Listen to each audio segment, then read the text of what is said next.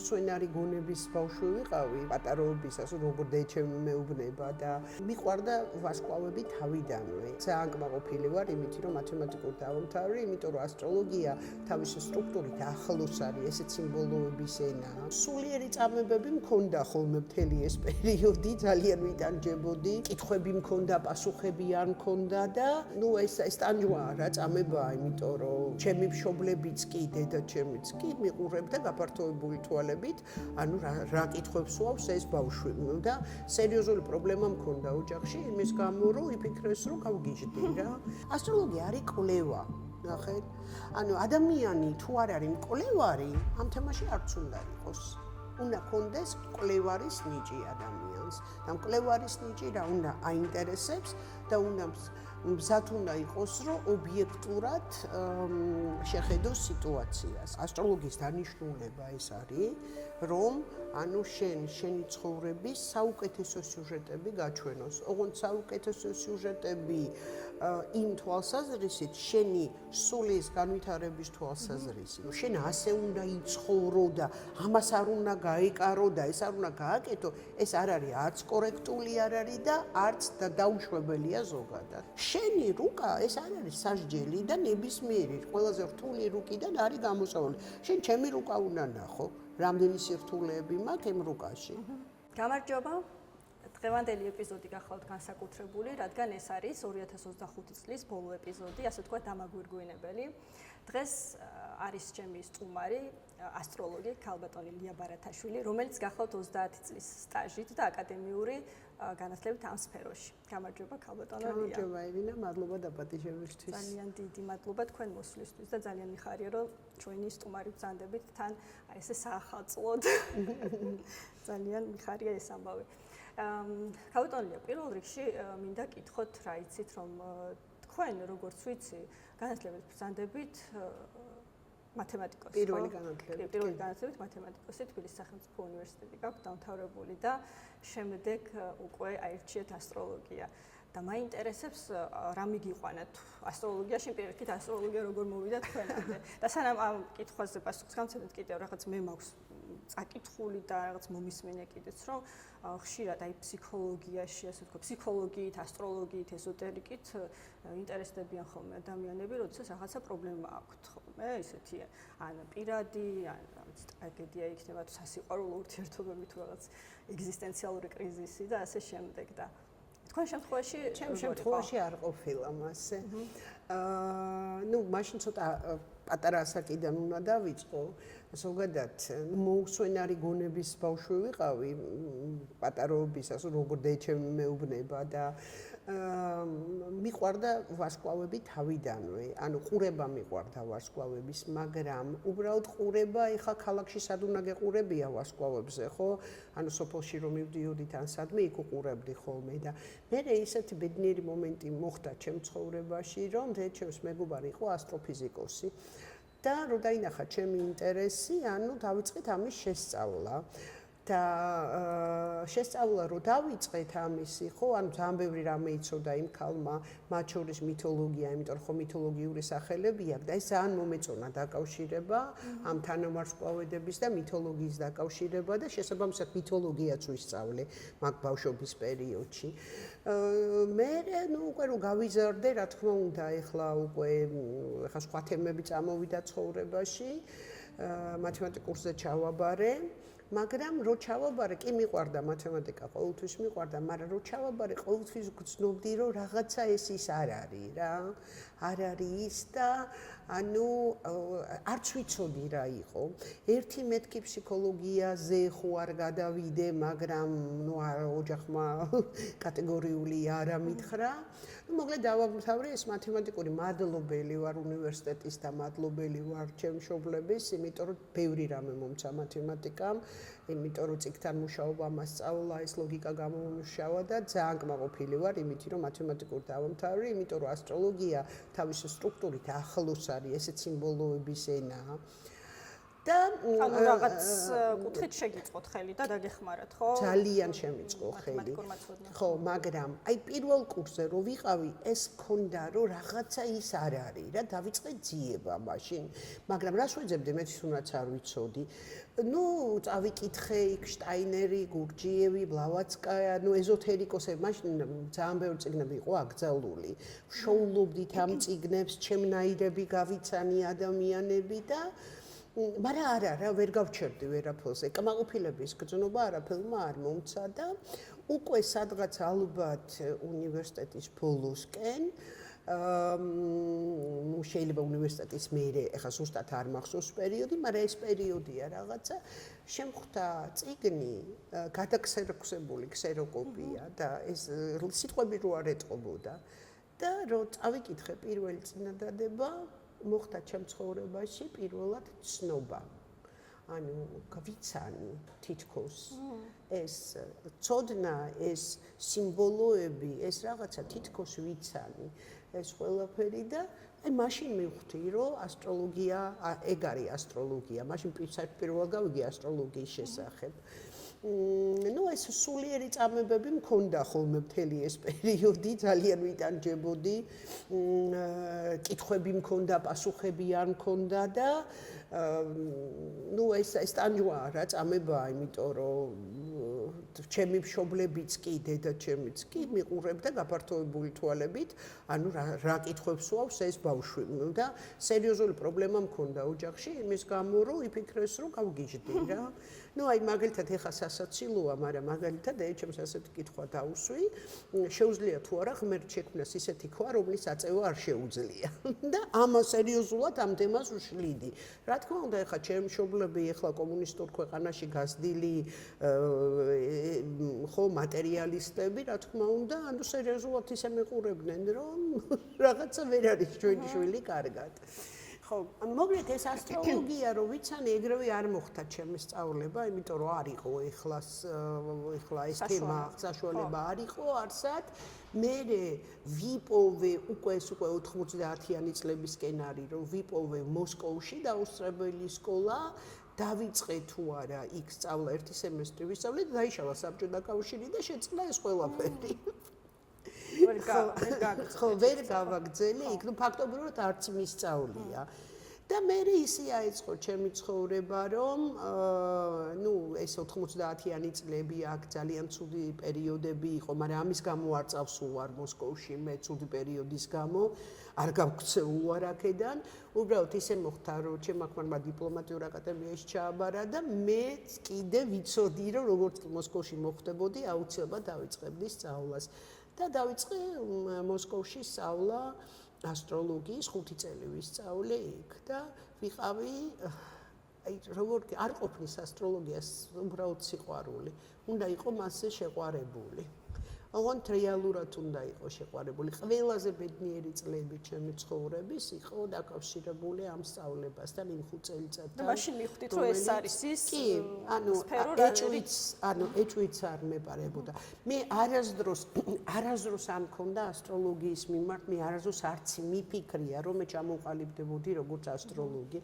ზოგადად ასეთ პრაქტიკულობა არა მაქვს და არასწორია ეს ახლა ასეთი უგეგმო ცხოვრება, მაგრამ არასდროს არ უბრალოდ მიყვარდა და მესამე კურსზე როცა ჩემმა მასწავლებელმა მითხრა რომ შენ დაბრუნდები საქართველოში და შენი სკოლა გექნება, მე ვთქვი რას ლაპარაკობთ მას, თქვენამდე მე როგორ გავიზდები, მე ვერც მოვალ თქვენამდე, არასდროს არ მიფიქრია.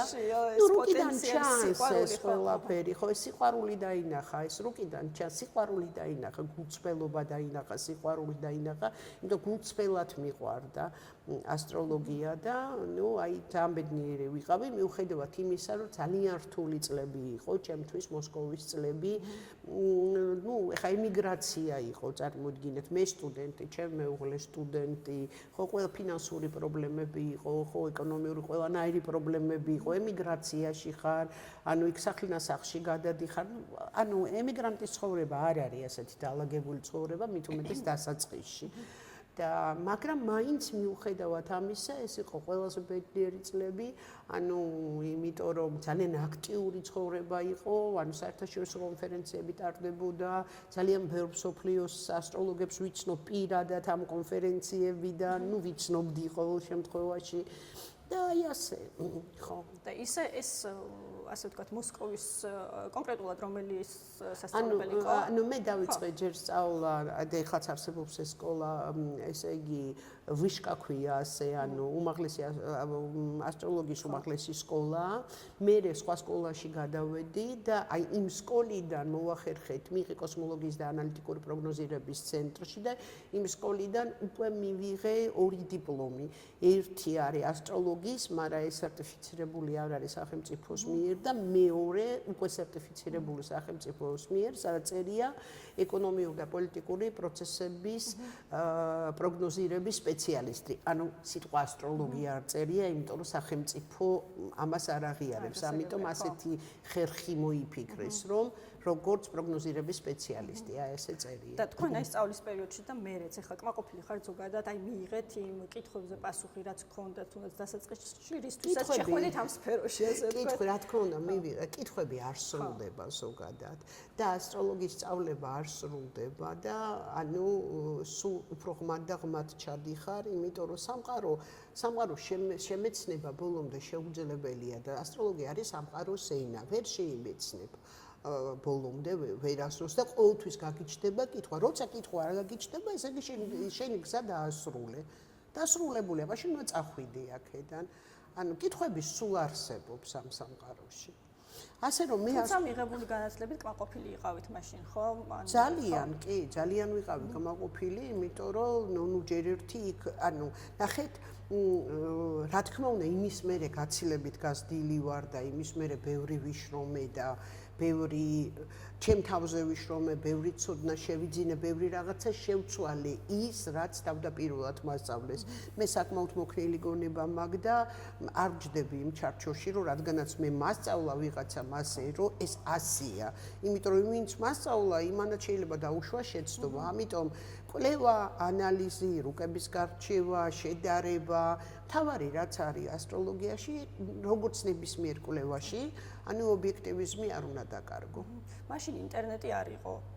და ეს ხო. მაშინ არ იყო და რა? კომპიუტერიც არ მქონდა მაშინ. რამეში გიშლიდათ მაშინ ხელს უკვე. აი ხლა დღევანდელობას რო შევატაროთ, ახლა ალბათ ბევრად მოქნილია. იცი რა არის? ანუ რაღაცაში გიშლის ხელს, რაღაცაში გეხმარება ახლა. ეს არ არის რომ მიშლი და მე ხარ რა ვიცი მე მაშინ არც ვიცოდი ახლა ინტერნეტს და როგორ უნდა მემუშავა და ამიტომ ინტერნეტის garaში მანამდე ცხოვრობდი და მის მერეც მშვენივრად ცხოვრობდი. ანუ რა თქმა უნდა დღეს მეტი საშუალება სიჩქარე, ანუ დრო არის აჩქარებული და ინტერნეტი გაძლევს საშუალებას, რომ უფრო რაღაცები სწრაფად დაამუშავო, მოიძიო, ბიბლიოთეკაში არ წახვიდე და ასე ამ თვალსაზრისით გეხმარება და მაგრამ ბევრ რაღაცაში გიშლის კიდევაც, იმიტომ რომ ძალიან ბევრი რაღაცები ინტერნეტში რაც დევს ასტროლოგიური ტექსტები, ანუ არის არამართებულია, არასწორია და ну, რა ვიცი მე ვიცი გარჩევა კარგის და ცუდის, მაგრამ ბევრმა ხო არ იცის გარჩევა კარგის და ცუდის. რა თქმა უნდა, და ამ სფეროში ჩახედული, ანუ შენ რო აზრი გაგიჩნდეს, ეს კარგია თუ ცუდია, როგორც მინიმუმ უნდა შეისწავლო. ხო, ეს შეისწავლო რას ნიშნავს? კი არ წაიკითხო ვიღაცის წიგნი, არამედ შენი გამოცდილება უნდა გქონდეს. წიგნებში ბევრი რამე წერია ახლა ირინა, ახლა რომელს დაუჯერო, აი იწყებს შენ სწავლებას და ვის უნდა დაუჯერო?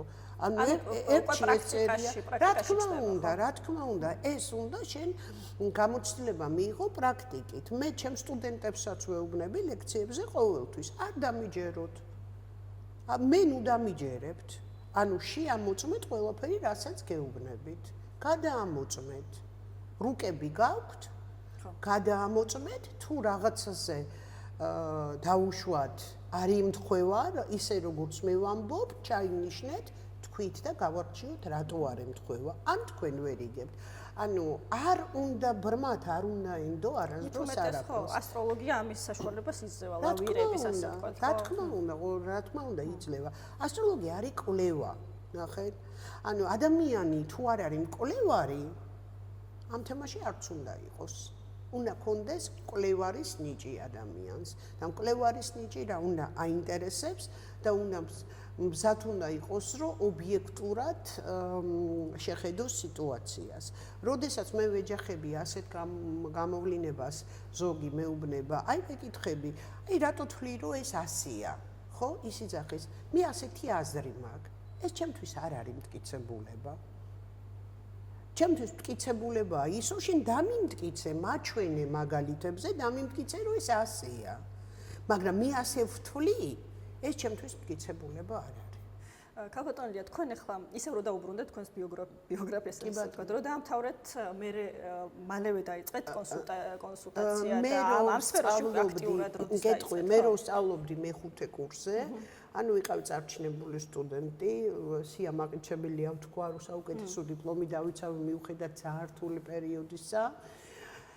და მე დამტოვეს მეხუთევე კურსზე დამტოვეს და პირველად სემინარების ჩატარება დავიწყე მეხუთე კურსზე რო ვსწავლობდი პირველ კურსელებს უტარებდი სემინარებს. ნუ ეს ახლა ის პერიოდი მახსენდება, ნუ ხო წარმოგიდგენია ეს რა იყო ჩემთვის, ძალიან ნერვიულობდი და პირველი კონსულტაცია ჩავატარე ძალად. ანუ ჩემმა მასწავლებელმა მაიძულა ფაქტობრივად მაშინ ცენტრში უმუშაობდი იმ სკოლა და ცენტრი ერთად იყო, მაიძულა რომ ჩამეტარებია. ნუ ვერ აგიღწერ იმ განცდას და იმ შეგრძნებას, რაც მქონდა იმ პირველ კონსულტაციაზე. მანამდე რუკებს როგორ არ ვარჩევდი, ანუ 10-ობით და 100-ობით რუკებს ვარჩევ, მაგრამ მეგობრულად ისე უპასუხისგებლობის გარეშე და აქ უკვე რო პასუხისგებლობა ქონდა, ანუ არ დამავიწყდება ის დღე არასდროს ჩემ ცხოვრებაში. აი ძალა გამოცლილი ვიყავი ბოლოს, ხო.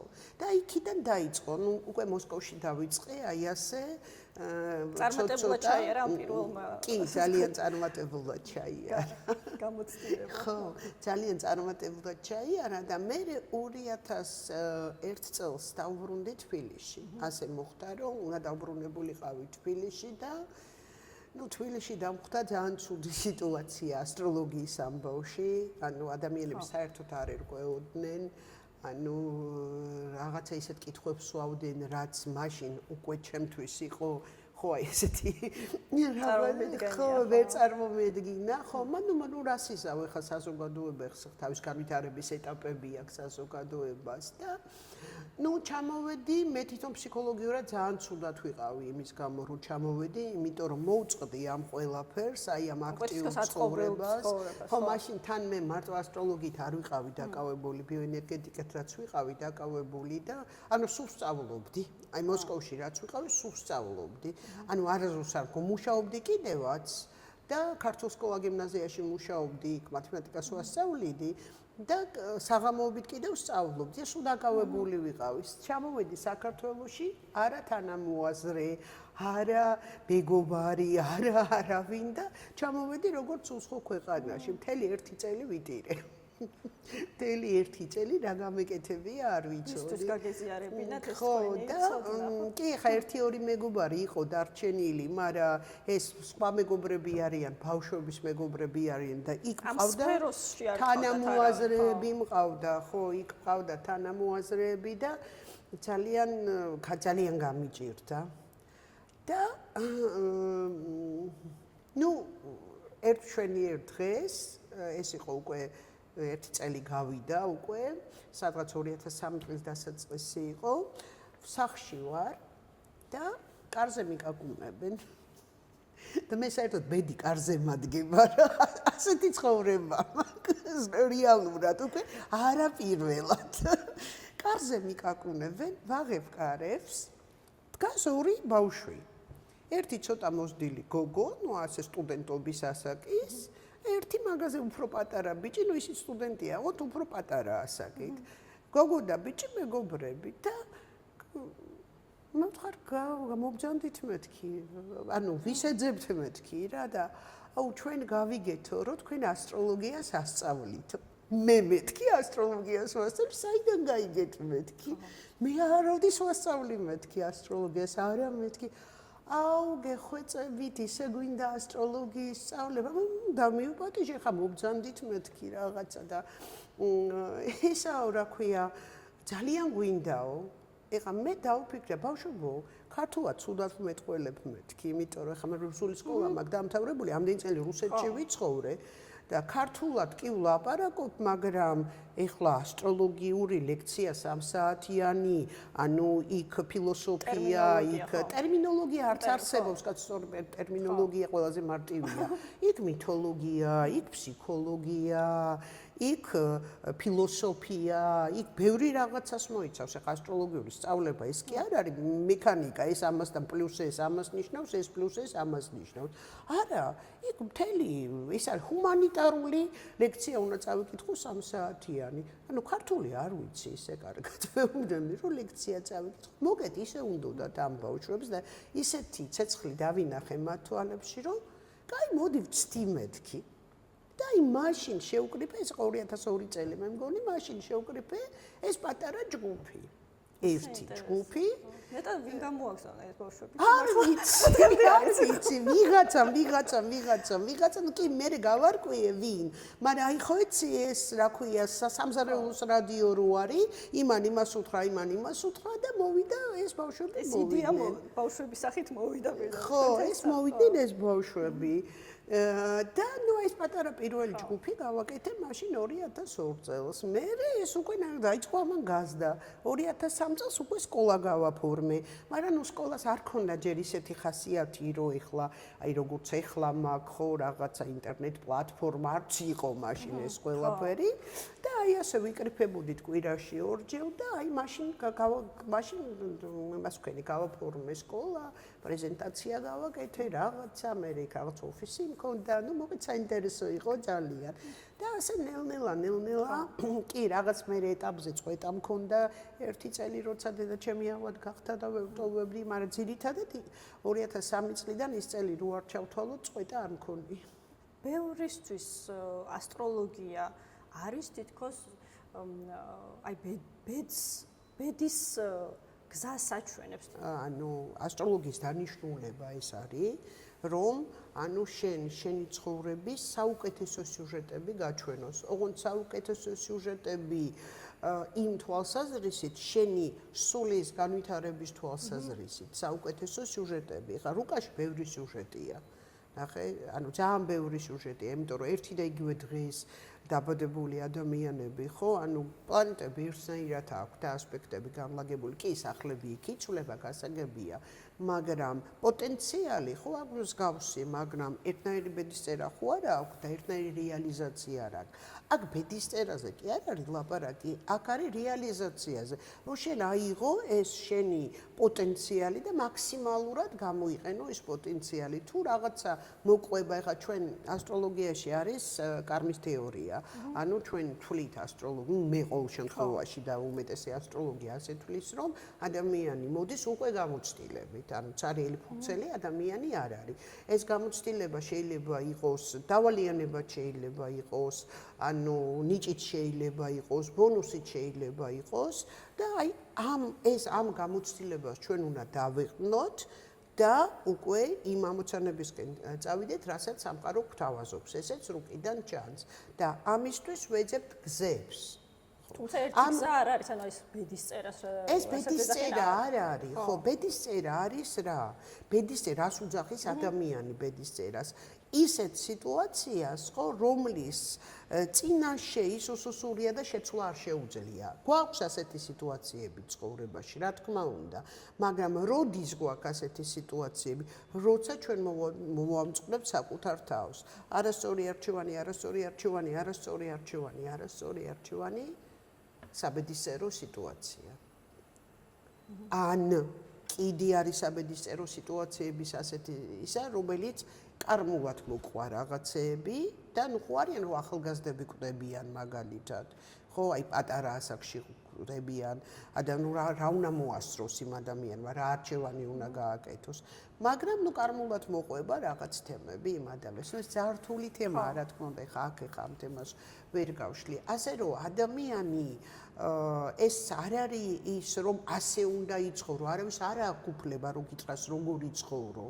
არავის არ აქვს უფლება შენ ხშირად რომ მიდის ადამიანი კლიენტი ასე ვთქვათ ხო ასტროლოგთან ეს მოლოდინი აქვს თითქოს რომ გეგმას დაუსახავს ხო ასტროლოგია უბრალოდ კიდე თორე ეს შენი ცხოვრება ასე წავა არ აქვს უფლება ასტროლოგს ანუ არ აქვს არსებობს კოდექსი და არავითარი უფლება ასტროლოგს არ აქვს. ასტროლოგს შეუძლია აუხსნას მას, რომ ესე თუ გააკეთებ, ესე იქნება, ესე თუ გააკეთებ, ესე იქნება.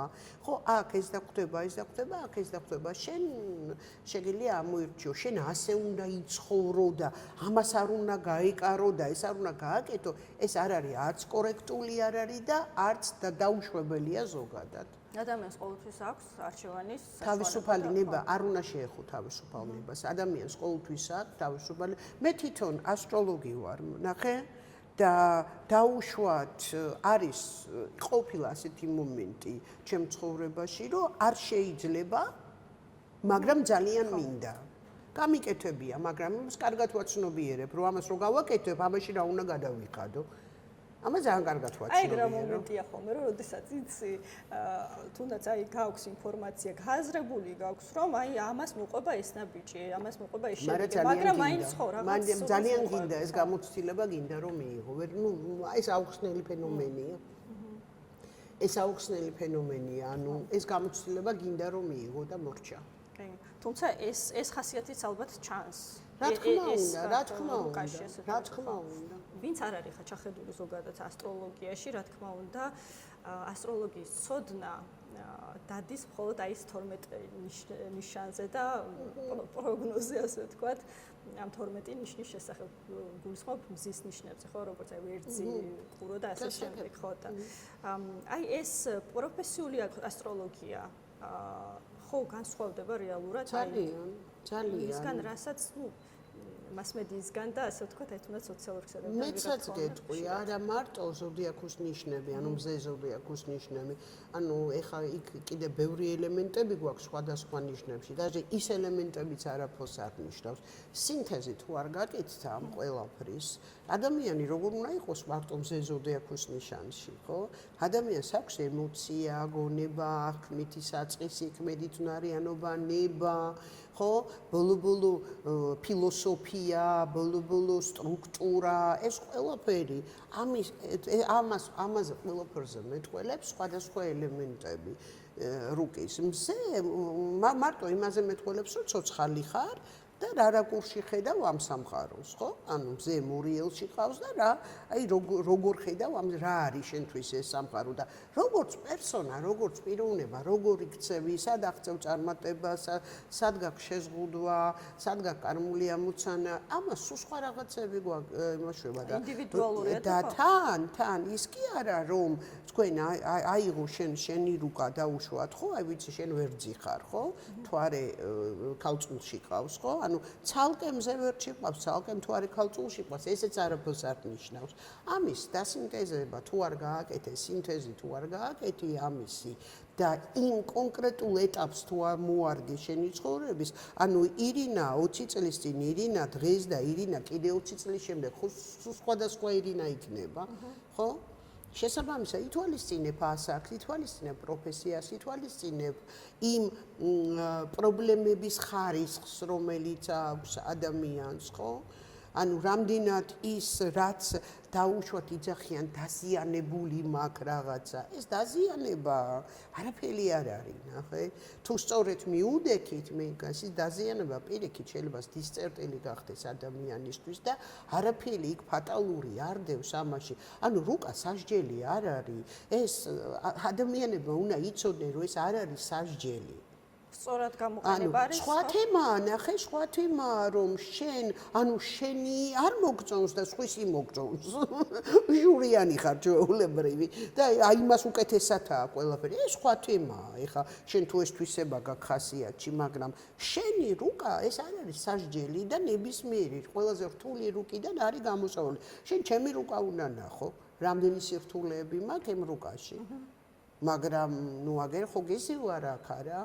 მეტნაკლებად წარმატებული ხა ვინც არ იცის ნათალური რუკა არის ასე ვთქვათ მთავარი ჩემს დაბადების მომენტზე აგებული რუკა რომელშიც პოტენციურად დევს ჩვენი შესაძლებლობები პოტენციური შესაძლებლობები გაიხსნება არ გაიხსნება და რა კონტექსტში გაიხსნება ეს უკვე უშუალოდ თვითონ ანუ მოგეცა შენ ნახე მოგეცა შენ ოქრო მოგეცა ხო ასევე ვალები მოგეცა ასევე ბრილიანტები მოგეცა ვალუტა მოგეცა შენ იმას როგორ დახარჯავ ხო რას წახვალ დახარჯავ გაფლანგავ თუ ამას ინვესტიციას გააკეთებ და გაიზდები და იმაზე მაღლა დადგები ვინც ხარ დღეს ეს უკვე შენი საქმეა ამას ვერც ერთი ასტროლოგი ვერც აკიგძალავს არც უნდა გიგძალოს, ანუ ისეთი ასტროლოგი, რომელიც რაღაცას გიგძალოს და აუ ამას არ გაეკარო.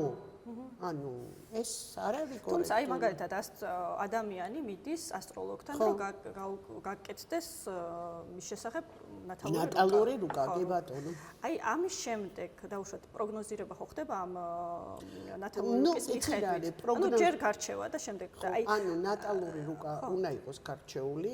ანუ პროგნოზირება გარკვეულ პერიოდზე ტენდენციები შეიძლება ინახოს. პოტენციალი ხო ჩანს ადამიანის ამ რუკაში და თუნდაც განვითარების გზა როგორ ჯობია ხო ანუ რეალურად ხო რაღაც კონსულტაცია ეს კონსულტაცია ამას ნიშნავს ხო და აქ აი ამ კონსულტაციის მიმდინარეობისას ხო ჩანს ის რომ დაუშვათ აი რჩევები თუნდაც ის რომ აი ამ ჯობს რომ აი მაგალითად დაკავდი ამ სფეროში იმიტომ რომ აქ ეს რო გააკეთო და არ წახვიდე მაგალითად სხვა სფეროში უფრო მეტად წარმატებული იქნები შეიძლება რაღაცა ჯანმრთელობისთვისაც უკეთესი იყოს და ასე შემდეგ ეს ხო ამას ხო მოიცავს რეალურად ეს ნატალური რუკის გარჩევაც და შემდეგ ეს არის ნატალური რუკის გარჩევა ეგ არის მაგრამ ნახე დაუშვათ მე დაუშვათ ადამიანს ვეუბნები რომ აი ვხედავ რომ გარკვეული სატურნი ურანია გამოკვეთილი ადამიანს და ვეუბნები რომ ეს ენერგიები დასატვირთი გაქვს მაგრამ ეს არის უმაღლესი ენერგია მაგალითად ვეუბნები აი შენთვის კარგია რომ ასტროლოგია ისწავლო ამას დაგიმშვიდებს მაგრამ ადამიანი მზად არ არის ამისთვის ნახე ირინა მე ვხედავ რომ ეს ასე დაიტვირთება სხვანაირად ამ ეტაპზე ვერ დაიტვირთება მაგრამ ადამიანს არ უნდა და მზად არ არის ამისთვის ამიტომ ვერავინ ვერ აიძულებს რომ ეს გააკეთოს ნუ მაშინ თუ არ გააკეთებს ეს ენერგიები სხვანაირად არ იტვირთება და ნუ მაშინ სხვა სიუჟეტები განვითარდება რა და ამიტომ ამას უხსნი ადამიანს უბრალოდ რომ აი ეს უნდა გაკეთდეს ეუბნე მაგრამ კი არა ეუბნები რომ ამას თუ არ გააკეთებ შენ ქვა დაგეცემა თავში და დედა მოგიკვდება ანუ ასეთი დაშინება არ შეიძლება ადამიანის არც ერთ შემთხვევაში არ შეიძლება საერთოდ მასეთი რაღაცების ლაპარაკის დედა მოგიკვდება შვილი მოგიკვდება ეს არაეთიკურია და ისე ფსიქოლოგიის ცოდნაც მნიშვნელოვანია, ხო? რაღაც დონეზე მაინც ასტროლოგიის. ფსიქოლოგიისთვის არის მნიშვნელოვანი ასტროლოგიის ცოდნა და არა პირიქით. ხო.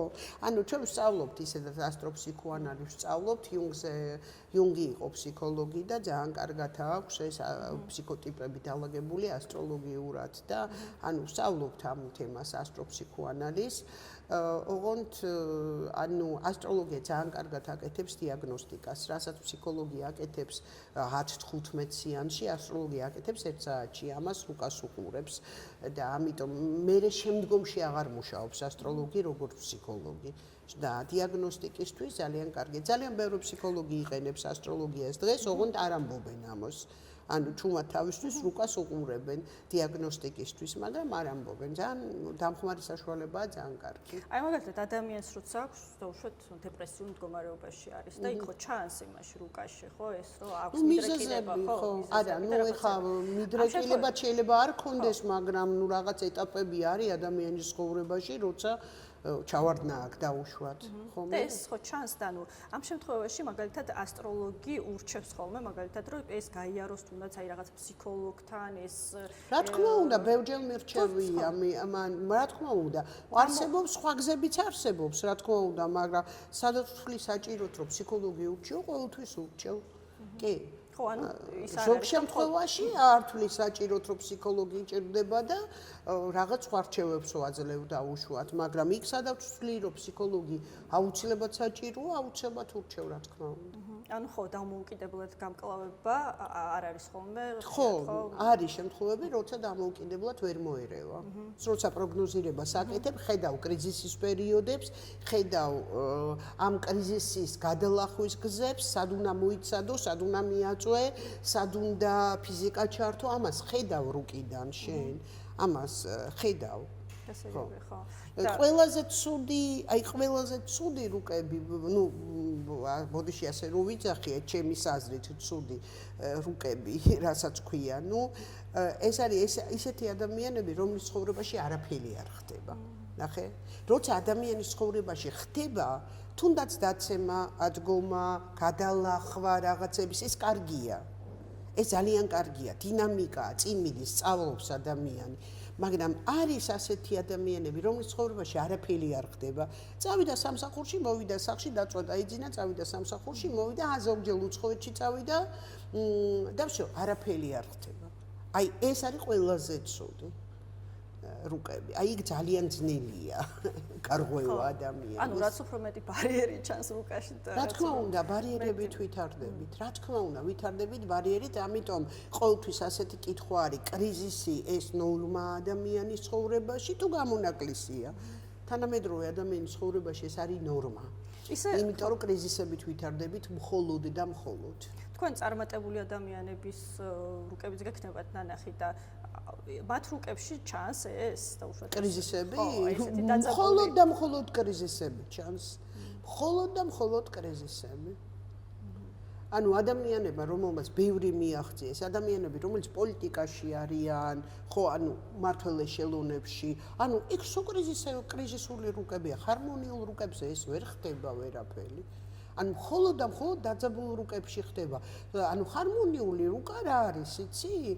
პირიქით, ასტროლოგიაში არის ასეთი გამოთქმა დაზიანება ჰარმონიული ასპექტებით და რეალურ ცხოვრებაში ეს გამოიყურება შემდეგნაირად. აი, რამდენი ბევრი შემხვდა ასეთი. ну, ძალიან ბევრი არა, მაგრამ 1-10 ადამიანი რეალური მართლა შემხვდა ასეთი ბოლო პერიოდში, ბოლო კი არა, ну, აი რაღაც პერიოდში. რომ რუკა აბსოლუტურად ჰარმონიული. უყურებ რუკას და იძახი, ვაიმე, ამის ნახევარი მომცა მე. და სინამდვილეში მიღწევები ნული. რატო? ვალუტა ქონდა მოცემული ადამიანს, კარგი დედა, კარგი მამა, შენი ჭირი, შენ გენაცვალე, აურა ნიჭიერი ხარ, მაგარი ხარ, ხო, მართლაც უმართლებდა, მართლაც სკოლაში პირველი იყო, ინსტიტუტში პირველი იყო, იქ ცეკვაზე პირველი იყო, მაგრამ ყველაფერი მიეცემოდა ძალიან მარტივად. ვერ ისწავლა კრიზისების გადალახვა და კრიზისი ბუნებრივი ნაწილია ციკლის. ანუ ვერავინ ვერ ავწდებით კრიზისს, არ არსებობს რომ ავწდეთ კრიზისს. და როცა ადამიანი ხო, ანუ ვერ სწავლობს კრიზისთან ურთიერთობას, ხო? და პირდაპირ ასე მოეცემა ყველაფერი, ხო? ლანგარზე მოაქვთ ყველაფერი, ოღონდ შენ ჭამე და შენ გაიხარე. ის პირველ კრიზისს რო ეჯახება, ხო, ის შოკში ვარდება, არ შეუძლია იმ კრიზისს გადალახვა და ფუჭდება. და ვხედავთ მე 30 წლის შემდეგ ასეთ სურათს, ჰარმონიული ასპექტები, კი, მისი სამყოფი რაღაცა აქვს ყოველთვის. მაგრამ დიდი მიღწევები. ჰარმონიული ასპექტები და ნული მიღწევები, დიდი მიღწევები კი არა, ნული მიღწევები ცხოვრებაში. ესე დაზიანება ჰარმონიული ასპექტებით. აი ეს მაგალითი ძალიან მიყვარს და ჩემ ბავშვებსაც, სტუდენტებს ვეუბნები ხოლმე. შვილი მივიდა მამასთან და ეუბნება, მამა, უნდა გავხდე მხატვარიო. და მამა ეუბნება, რატო უნდა გახდეო მხატვარიო? და იმიტომ რომ ხატვა ვიციო. აი, როდესაც შენ მე მიპასუხებ, რომ ხატვის გარეშე ვერ ვარსებობო, აი მაშინ გახდები მხატვარიო. აი ეგ არის რა, ვნება თუ არა გაქვს რაღაცის გადალახვის. ნახე? ვნება თუ არა გაქვს რაღაცის კეთებით, ვერ იქნები წარმატებული. ვახსენე ის 12 ზოდიაქოს ნიშანი, რომლითაც ხდება ხოლმე ხშირად განსაზღვრა და პროგნოზირება, ანუ მასმედიით იქნება თუ სოციალური მედიით, როდესაც მაგალითად ამბობენ, რომ აი რაღაცა იქნება, კარგი იქნება, ისთვის ვერძისთვის ეს პერიოდი კარგი იქნება. ამ შემთხვევაში კი რასაკვირველია საუბრობთ, რომ ნათალურ რუკას და ზოგადად ესე ინდივიდუალურ რუკას ან დიდი მნიშვნელობა აქვს, მაგრამ ეს მაინც ხო მზის ნიშანი, ანუ მაყურებლისთვის ვამბობ მზის ნიშანს ვამბობთ ხოლმე, როდესაც ვამბობთ მაგალითად ადამიანი არის ვერძი, ადამიანის არის ყურო თუ ტყუპები და ასე შემდეგ. რაღაც კუთხით მაინც ხო მნიშვნელოვანი არის, თუნდაც აი ზოგადი პროგნოზირების საკითხი. ზოგადი პროგნოზი როცა ვაკეთებთ, ასე ვაკეთებთ, იმიტომ ჩვენ ხო არა გვაქვს საშუალება რომ სახლები განვიხილოთ, ასე ვაკეთებთ, ვითვალისწინებთ ველებს. ანუ მაშინ ცოტა კონტექსტი ამ პროგნოზის იცვლება იმ მიმართულებით, ანუ მზე არის ადამიანში ნება და არის წარმატება. საით მიმართოს თავისი ნება. აი ამ კონტექსტში იცვლება და სხვა გამოსავალი არ აქვს უბრალოდ ზოგადი, როცა გთხოვენ ზოგად პროგნოზებს, ხო ასე უნდა გავაკეთოთ ეს პროგნოზები. ძირითადად ეს პროგნოზები მუშაობენ იმ შემთხვევაში, როდესაც აი დავუშვათ შენ ვერძი ხარ, ხო? მაგრამ იმ ვერძში კიდე რამე პირადი პლანეტები თუ გავს, მერკური, ვენერა, ანუ მზესთან ერთად კიდე სხვა პლანეტები, მაშინ ძალიან კარგად მუშაობს ეს პროგნოზები.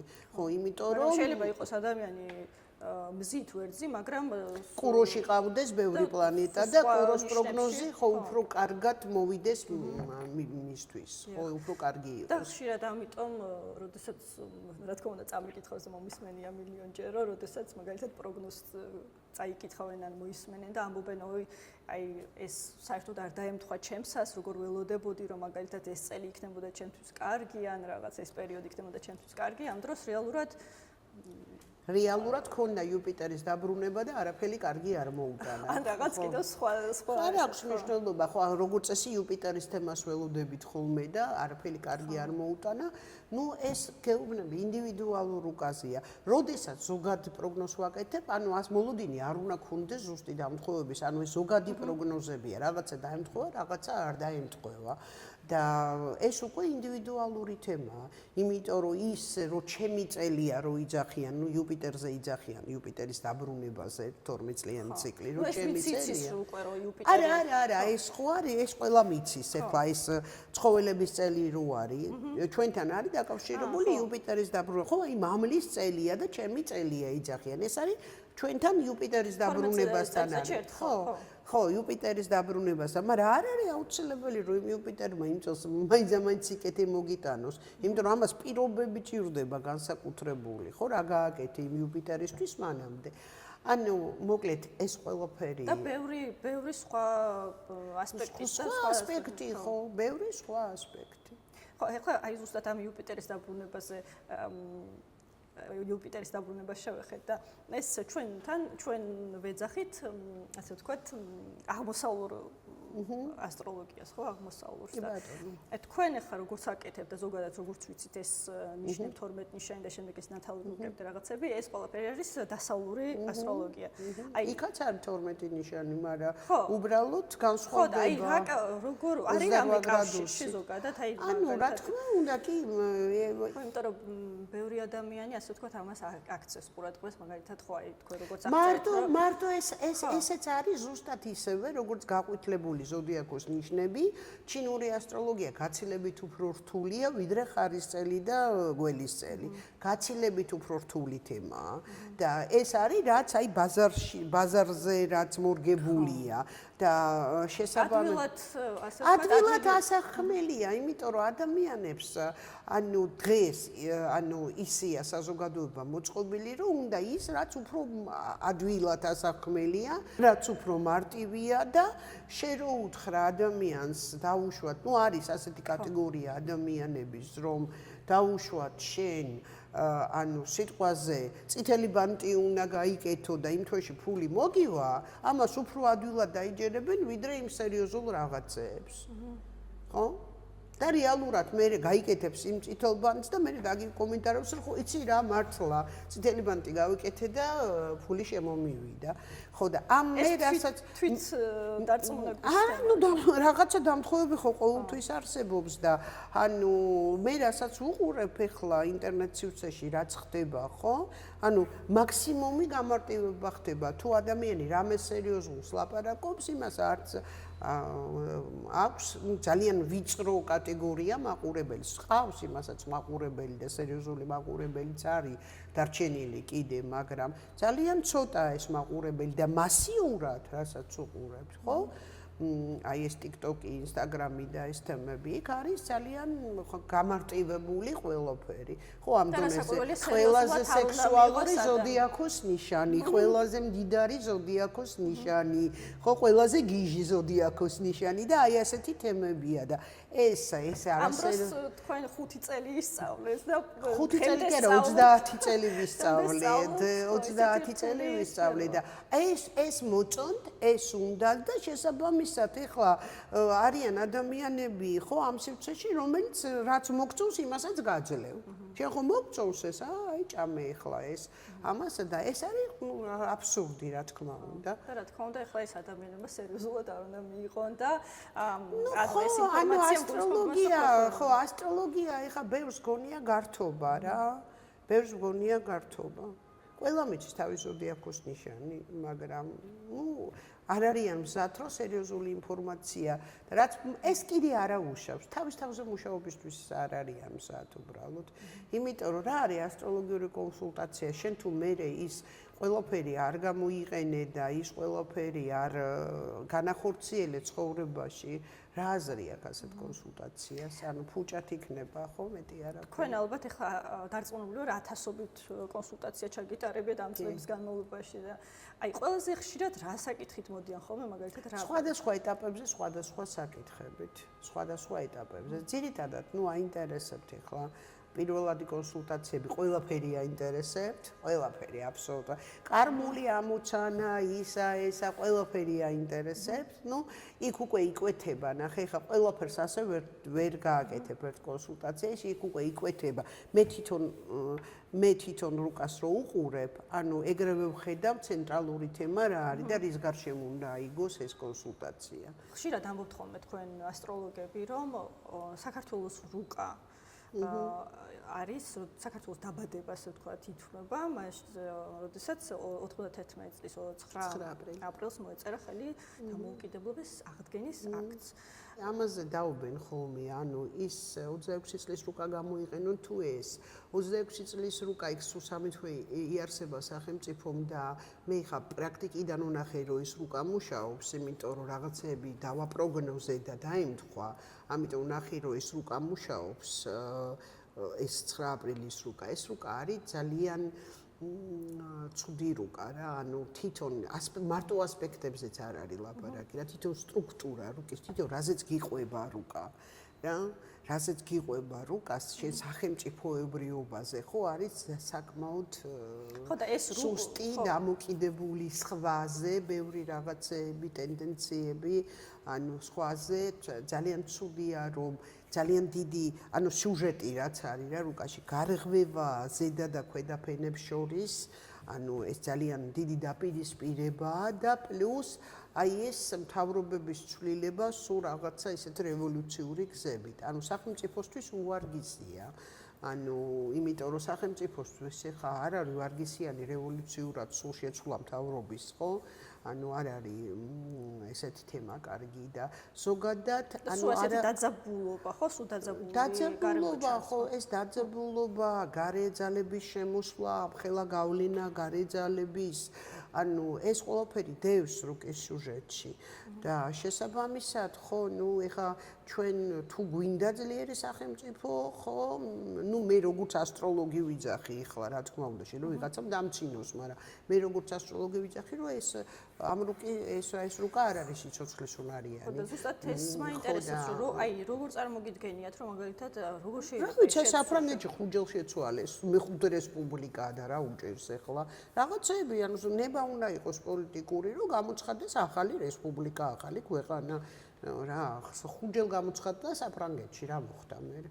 ახალი დაბადება, ხო, ნუ ეს მომენტია ასეთი, ხო, ანუ ასე აი ფირმას როგორ ხსნი? ანუ ხო, მოდი მიდიან ასტროლოგებთან, აი ფირმის გახსნას ვაპირებ და ურჩევს ასტროლოგი, ხო, მომენტს. ფირმის გახსნა თუ შეიძლება სახელმწიფოს თავიდან გამოცხადება არ შეიძლება? ნუ ეს რა თქმა უნდა ეს უზარმაზარი პროცესია და ნება უნდა იყოს. რაღაცა კონსტიტუციის ცვლილებები, რაღაცა ისა, რაღაცა ხო.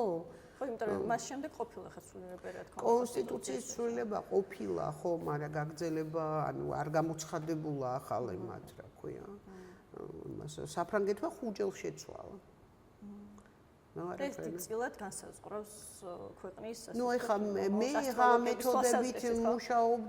მეთოდებით მუშაობდა, ნუ რაღაც გამოცდილება მაქვს მუნდანურ ასტროლოგიაში და მუშაობს, რა თქმა უნდა. ეხა თუ მე ამ რუკით რაღაცა პროგნოზს ვაკეთებ, დაუშვათ, რომელიც ემთხვევა პროგნოზი, ხო, ესე იგი მუშაობს.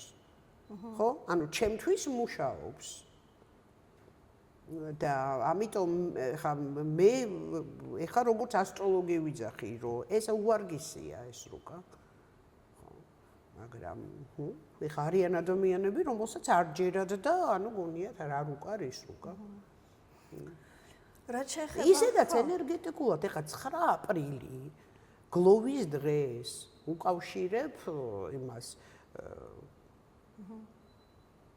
გლოვის დღეს არქმევ სახელმწიფოს დაბადების თუ აღდგენას რა მნიშვნელობა აქვს ეს რუკა მუშაობს ეს იგივეა რომ ისა რა ქვია ახალგაზრდა ძმა დამეღუპა და იმის სახელს ვარქმევ ბავშვს ანუ ბავშვს იგივე სახელი და გვარი აქვს ეს არ ვარგა არ შეიძლება ამის გაკეთება აი ვიბრაცია იგივეა უარყოფითი ხო რაც შეეხება ზოგადად ესეთ გარემოს საქართველოში კი არა მთლიანად სოფლიოში მე მაქვს ყოველ შემთხვევაში ესეთი შეგრძნება რომ რაღაც აი ისეთი ცვლილებები დაიწყო კოვიდის შემდეგ რაღაც არა მარტო და ძალაში შედის კაგრას აი ამ 2020 ენერგეტიკული რაღაც ენერგეტიკულად კი ბატონო კი ეს ჩვენ ჯერ ერთი ძალიან მარტივია თითქოს აი კოვიდამდე ყველა სხვანაირები ვიყავით და კოვიდის მერე შევიცვალეთ ბევრი რაღაცები ხო შეირყა მაგ დროს იქაც პლუტონის თემები იყო სხვათა შორის ბევრი რაღაცები შეირყა მაგ დროს და ჩვენ ზოგადად ვცხოვრობთ აი ამ საზღვარზე ეპოქების რა აი გარდამავალ პერიოდში ვცხოვრობ და ამიტომ ამ გარდამავალ პერიოდში ასეთი მკვეთრი ცვლილებები არის ხოლმე ანუ ეს მერწყულის ეპოქა ეს ეპოქალური ცვლილებები ეს ხო არ ხდება ერთ დღეში და ეპოქა არ შემოდის ასე ერთ დღეში გავიღვიძეთ და მერწყულის ეპოქა მოვიდა ამიტომ ეს პერიოდი არის გარდამავალი პერიოდი და ენერგეტიკულად ბევრი რაღაცა იცვლება მაშინ ესა დედამიწაზე ზოგადად ბევრი რაღაცა იცვლება ხო აი ნუ ეხა კიდევ ყველა უმაღლესი პლანეტა იცვლის ნიშანს ანუ მთლიანი ენერგეტიკა იცვლება ანუ სახელმწიფოების მართვის სტილი პლუტონი იქნება 54 წლამდე ნეპტუნი იქნება მერწყულში იქნება ნეპტუნი იქნება ვერტში 39 წლამდე ეს ორი ძირითადად ეს ორი პლანეტა ნუ ურანი მაინც ნიშანს უფრო მალე გაივლეს 7 წელიწადში მაგრამ აი ეს ორი არა ხო მაგრამ აი ეს ორი მონსტრი პლუტონი და ნეპტუნი ხო ანუ ეს ძალიან ბევრ რაღაცას შლის სტილი შეიცვლება ზოგადად მართლობის სტილი ეს ციფრული ტექნოლოგიები ძალიან ეხა ჩვენ გონია რომ შემოსულია ჯერ ისე არ არის შემოსული ანუ ძალიან შემოვა ეს ციფრული ტექნოლოგიები და ძალიან დიდ გავლენას მოახდენს საზოგადოებაზე. ხო, მე ეს ნეპტუნი ვერტში ძალიან მეშინია აი ამ პერიოდის მანძილზე, რომ არ ისედაც ხო გარკვეულ ცხელ რეგიონებში მაინც არ რელიგიური დაპირისპირებები არსებობს, კიდე უფრო მეტად არ წამოვიდეს ეს რელიგიური ლოზუნგები. წელს არა, 26 წელზე არ ვიძახი, ზოგადად ვიძახი ნეპტუნი ვერტში. და ამ რელიგიური ექსტრემიზმის გულის. ანუ ექსტრემიზმს ეს არ ნიშნავს მარტო ნეპტუნი ვერძე ექსტრემიზმს არ ნიშნავს, მაგრამ იქ ხო ბევრი წელი იქნება ნეპტუნი ვერძში და რა მომენტში ისეთი კონფიგურაცია დადგება, რომელიც რელიგიურ კონფლიქტს გვაჩვენებს, ანუ აბსოლუტურად შესაძლებელია აბსოლუტურად. აი ესე კონტინენტების მიხედვით არ შეგვიძლია. კონტინენტების მიხედვით არ შეგვიძლია, ხო ალბათ. არა, ეს სათითაო ქვეყანა უნდა ინახოს ახლა ეს ახლა ძალიან იცვლება ჩვენი ცხოვრება, სანამ აი ეს პლუტონი იქნება მერწყულში, ანუ რეალურად ძალიან შეიცვლება, იმიტომ რომ პლუტონი ნიშნავს ყველაფერს ხელოვნურს, ნახე, ხელოვნური ინტელექტი, ხელოვნური საკვები, ყველაფერი ხელოვნური და რაც მთავარია, ანუ ინფორმაციული სივრცის მართვა.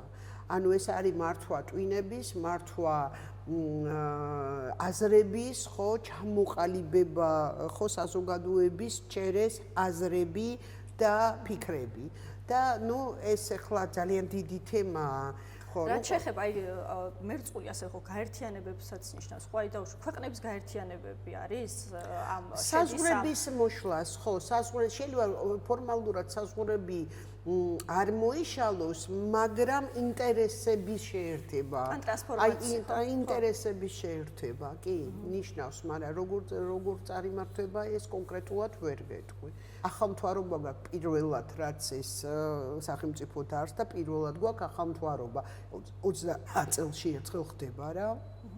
და რას ნიშნავს ქვეყნისთვის? ანუ ახალი, ნახე, შეიძლება ჩაისახოს ახალი მიმართულებები, უფრო მეტი სტაბილურობის მიმართულებები. ოღონდ ეს მხოლოდ ჩანასახი, იმიტომ რომ პირველი წელი ახალმთვარობის რატო იყო საქართველოსთვის ყველა ამას აღნიშნავს, სხვათა შორის საზოგადოებრივ, რომ ეს წელი ძალიან ცუდი იყო ყველასთვის. 25, რატო? მთლიანი წელი, ანუ არა მარტო იმიტომ რომ სატურნი თევზებში იყო, საქართველოსთვის ბოლო წელი იყო ახალმთვარობამდე და ეს ყოველთვის დაკავშირებულია, აი როცა როგორ აღწერო ახლა ადამიანური ენით, როგორც სასოწარკვეთილება რა, როცა არაფერი არ ხდება. და აი ყველას, ვისაც ძალიან ბევრი ხალხი გამოვკითხე და ყველა ამბობს, რომ ანუ ეს წელი იყო ძალიან ფსიქოლოგიურად რთული და საქართველოსთვისაც მე ვთვლი, რომ ძალიან რთული წელი იყო. ეხლა იქნება ახალმთვარობა, შეიძლება აქ ჩაისახოს რაღაც სტაბილურობის თემები, იმიტომ რომ კუროში მოხდება ეს ახალმთვარობა რა და აი შეიძლება ჩაისახოს სამომავლო თემები რაღაცა, რომლის განვითარება მოხდება 15 წლის განმავლობაში, ანუ მათ დიდ ციკლებზია. ჩანასახი შეიძლება მოხდეს ხო რაღაცა. ანუ ეს მაინც რა კარგი პროგნოზია 2026 მაინც ხო იმედი მაქვს. 2026 წელი საქართველოსთვის და ალბათ მთელი მსოფლიოსთვის შეიძლება იყოს რაღაც გარდამტეხი, უბრალოდ იმიტომ რომ 2025 წელი ძალიან ბევრი ქვეყნისთვის და გაერთიანებებისთვის ზოგადად გეოპოლიტიკური თვალსაზრისით რთული იყო ასე რა თქმა უნდა, ანუ ეს ზუსტად 2025 წელს მოხდა რაღაცა ცვლილებები, თუნდაც აი ტრამპის ხრიდან და მოლაპარაკებების დაწყების და ასე შემდეგ. ნუ რაღაცა ჩანასახი იყო და ეხლა ჩვენზეც აისახება ეს ყველაფერი. უფრო მეტად რუსეთ-უკრაინის ომის უფრო მეტად ინტენსიურად იქნება, იმიტომ რომ სატურნი ვერტში იქნება. ეხლა სატურნი თევზებში იყო და ანუ ისე სწრაფად ვერ მიდიოდა და ეხლა სატურნი ვერტში რო იქნება 2 წელიწადი, ხო? უკვე დრო არის, რომ უშუალოდ იმოქმედო, მოქმედების დრო არის. თუ ეხლა თევზებში რაღაცა ჩანასახში იყო, ხო, მსოფლიო მასშტაბით ვიძახი, თევზებში თუ იყო რაღაცა ჩანასახში, ხო? აი ეხლა სატურნი ვერტში რო გადავიდა და სატურნი ძალიან გავლენიანია ხოლმე სახელმწიფოს თემებში. ანუ უკვე უშუალოდ მოქმედება იქნება აქ. თუ საერთაშორისო პოლიტიკაზე ხო, ჩვენ ქვეყანაზეც დადებითად უნდა ისახოს ეს. ნუ გააჩნია მსოფლიოზე როგორ აისახება, ეხლა მნიშვნელოვნად დადებითად უარყოფითად ჩვენ არ ვიცით. ანუ გააჩნია ეხლა როგორ გათამაშდება ეს თემა, მაგრამ წესით უნდა რაღაცა უფრო დადებითი ტენდენციები უნდა მოხდეს წესით. ისეთი რა, რომ დაახლოების რაღაც საერთო ენის მოძებნის გეოპოლიტიკაში. გასაგებია. 2026 წელი შევაჯამოთ ისე, უბრალოდ უნდა შევაჯამოთ, ეხლა იწყება, მაგრამ აი პროგნოზი რო გავაკეთოთ ისე, რა შეგვიძლია უთხრეთ ჩვენს მაყურებელს, როგორი 2026 წელი იქნება? ანუ 2026 წელი მე ხავ შევაჯამებით ვერ შევაჯამებ. კაიხლა მიწყეთ რა უნდა შევაჯამო. 25 შევაჯამებ თუ გინდა, მაგრამ მე მინდა და ამაზე მეც გავაკეთებ ცალკე გადაცემას. ანუ ძალიან საინტერესო იმითი იწყება ეს 26 წელი. ანუ ჩვენ გვექნება 7 იანვარს მზე ვენერა და მარსის შეერთება თხისქაში და სხვათა შორის ეს იშვიათი წელია, როცა რეტრო მერკური არ არის საახალწლოდ. ყოველთვის რეტრო მერკური იყო ბოლო წლებში საახალწლოდ.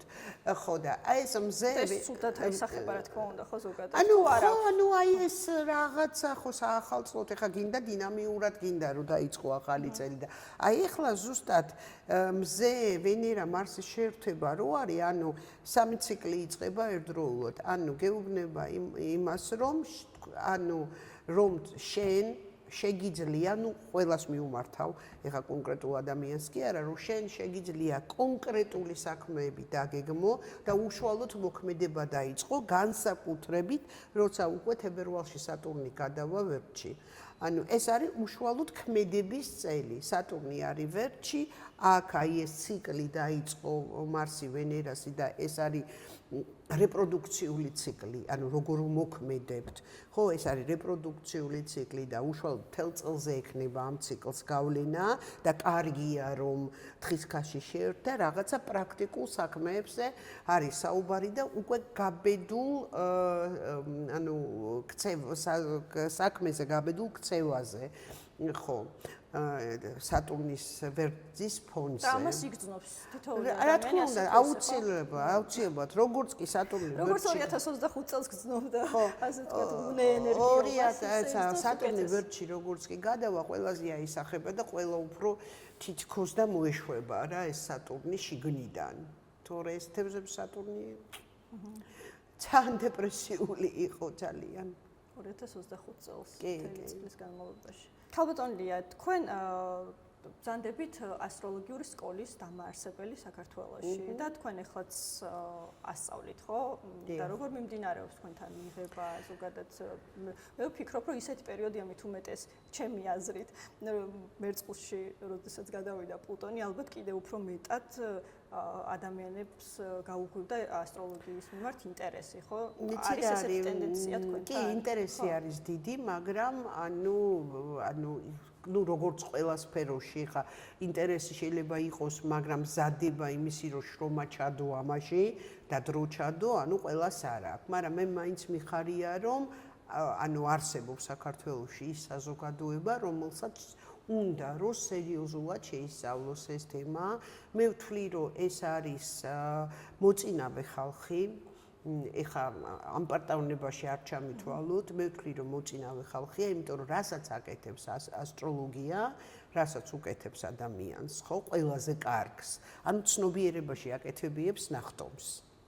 და ამას მე ხა ცარიელ ადგილზე არ გეუბნები. ეს არის მე ამდენი წლის გამოცდილება მაქვს და უკუკო კავშირი მაქვს, ხო, სტუდენტებთან და ადამიანებთან, ხო?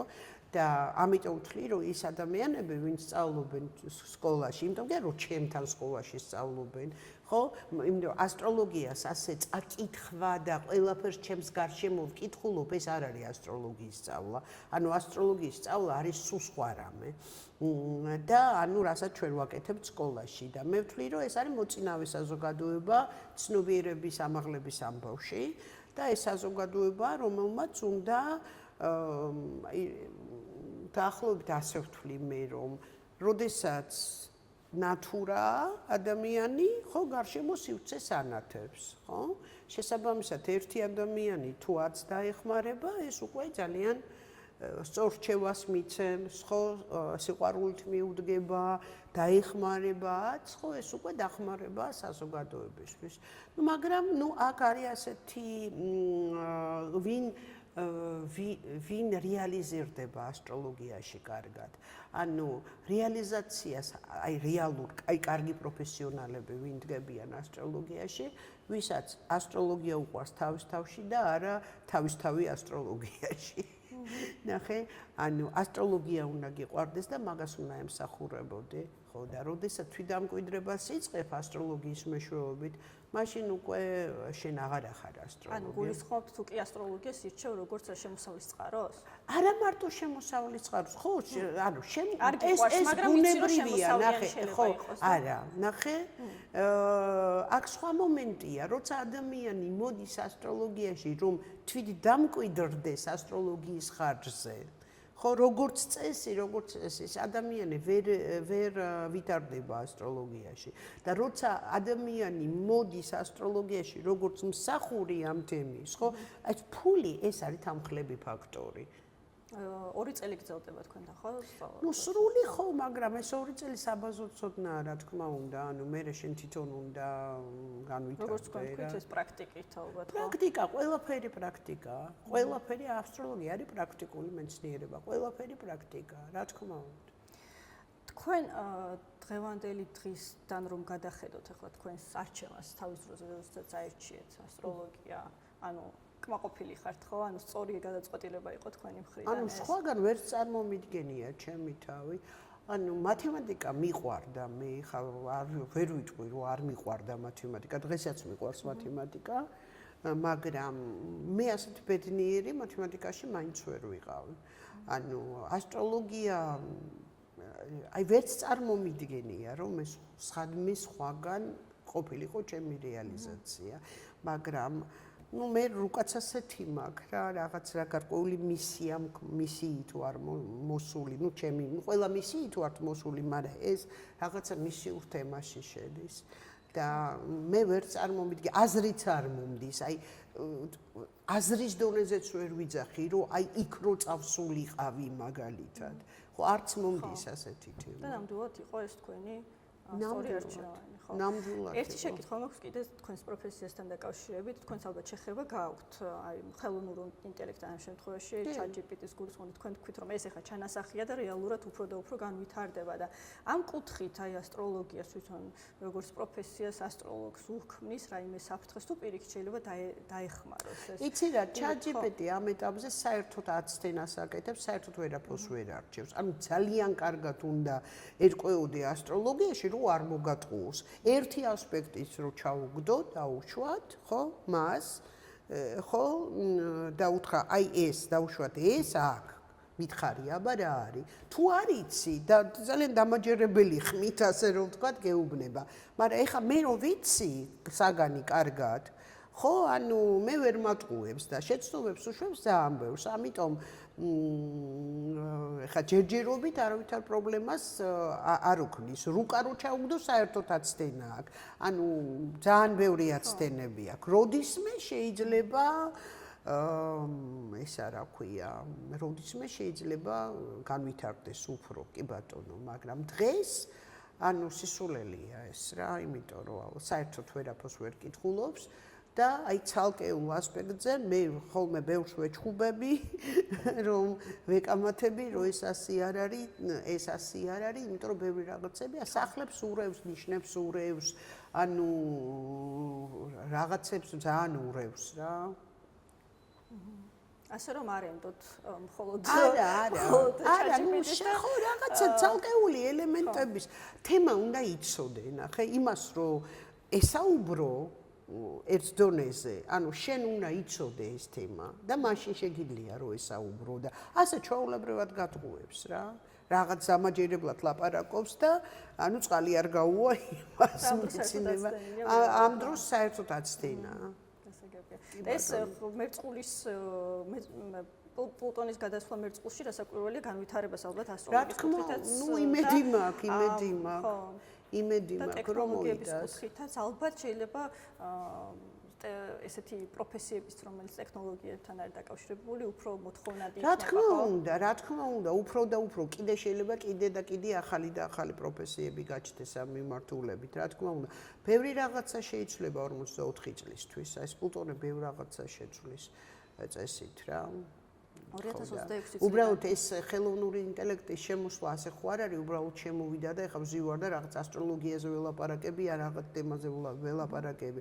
რეალურად ანუ ისეთ პლატფორმები შეიქმნება, რომ ჩაანაცვლებს რაღაც პროფესიებს, სადაც 10 კაცი იყოს საჭირო, ეხლა 1 კაცი იქნება საჭირო. ეს შექმნის გარკვეულ პრობლემებს მერე. და ჩვენ ეხლა ძირითადად ეს შეცვლის ინტელექტუალურ პროფესიებს, ხო?